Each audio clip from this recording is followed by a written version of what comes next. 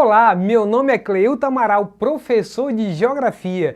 E o nosso estudo de hoje é voltado para alunos do 9º ano do ensino fundamental. E o nosso tema é desigualdade de acesso aos recursos, tanto alimentares como matérias-primas. É bom lembrar que na revisão da aula 31, nós falamos sobre as matérias-primas, os recursos naturais. Não quer dizer que pela existência deles, as pessoas tenham acesso a esses recursos. Basta você verificar que o continente africano é um dos continentes com maior quantidade de recursos minerais, principalmente diamante e ouro, dos mais disputados, mas nem por isso a população tem acesso a esses recursos. Por isso, a gente entender tamanha miséria daquele povo. Então, olha o detalhe, não é o fato de ter que as pessoas têm acesso. Essa regra é válida para todo o país, para toda a cidade, para todo o bairro, isso você tem que entender. Dados divulgados pela Organização das Nações Unidas mostram que mais de 1 bilhão de pessoas vivem com menos de $1 por dia, ou seja, menos de R$5, e cerca de 2,5 bilhões vivem com menos de $2 por dia, menos de R$10, ou seja, não dá nem de comprar uma cartela de ovos na atualidade. Cerca de 75% da população pobre mundial vive em áreas rurais e mais da metade da população extremamente pobre depende do trabalho nas lavouras e fazendas. E mais de 2 bilhões de pessoas sofrem de anemia e quase 2 bilhões têm uma alimentação deficiente em iodo e 254 milhões de crianças em idade pré-escolar apresentam deficiência de vitamina A. De 146 milhões de crianças em países em desenvolvimento, 1 a cada 4 crianças com menos de 5 anos estão abaixo do peso e correndo grave risco de morte prematura. São 10 milhões de crianças abaixo de 5 anos que morrem todo ano. Cerca de 100 milhões de crianças em idade escolar primária não chegam à escola. Impressiona saber que 800 milhões de pessoas no mundo não têm as habilidades básicas de alfabetização. E 2/3 delas são mulheres, de acordo com o Banco Mundial. A fome como um problema está presente em indivíduos subnutridos, ou seja, pessoas que continuamente não têm acesso a calorias suficientes para suprir suas necessidades energéticas diárias. Existe atualmente cerca de 795 milhões de indivíduos nessa situação. Em outras palavras, preste atenção no detalhe aí, 1 a cada 9 pessoas no mundo está subnutrido, abaixo da nutrição necessária diária. Desse total, a grande maioria, 780 milhões, se encontra geograficamente nos países em desenvolvimento, ou seja, nos países pobres ou miseráveis. Olha só o ranking. Enquanto que tem essas pessoas que estão padecendo fome, estão na condição de subnutrição, você tem os mesmos países, alguns deles, que se encontram na produção de alimentos em grande escala como o número 1 ou um dos maiores do mundo. Veja aí o Brasil, primeiro lugar no ranking de produção de cana-de-açúcar, Estados Unidos, o segundo maior produtor de milho, Índia, terceiro maior produtor de cana-de-açúcar, China, quarto maior produtor de milho, China, o quinto maior produtor de arroz, vegetais, em sexto, e sétimo a Índia de arroz, a China em oitavo lugar maior produtor de cana-de-açúcar e também em nono, ao mesmo país, maior produtor de trigo. E em décimo a Tailândia como maior produtor de cana-de-açúcar. Então, desses aí você tem tanto o Brasil como China, como Índia e a Tailândia, que tem uma parcela de sua população que é bastante pobre, mas por outro lado, uma parte da economia flui muito bem, ou seja, tem uma quantidade de alimentos que se fosse distribuir para essa população, amenizaria bastante o problema desse povo. E aí nós temos um mapa dos principais produtores, do que foi dito agora, os principais produtos agrícolas que são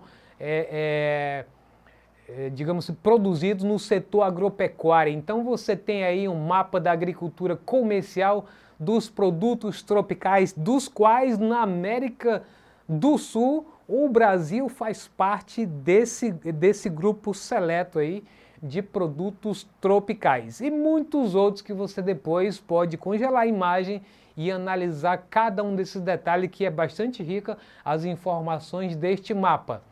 Agricultura nos países desenvolvidos. A tecnologia empregada pelos países industrializados na agricultura permite grande produtividade e coloca muitos deles entre os maiores produtores e exportadores mundiais, como é o caso dos Estados Unidos.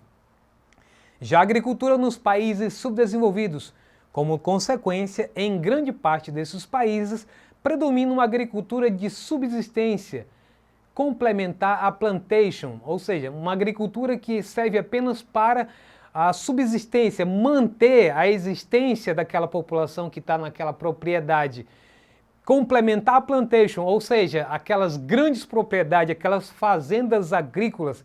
Então, a agricultura de subsistência apenas é um suporte para completar essa outra produção que boa parte é para exportação e uma outra parte fica para o mercado externo. Esta última desenvolvida, o plantation, nas melhores terras. O aumento da produção se faz, na maioria das vezes, pela extensão da área cultivada, pois não contam com capital e tecnologia modernizadora para promover aumento de produtividade. Ou seja, à medida que o produtor precisa de aumentar a sua produção, ele tem que estender, ou seja, desmatar mais área para poder plantar e cultivar então o tipo de cultivo que ele está dependendo economicamente. Essa é a regra dos países em desenvolvimento.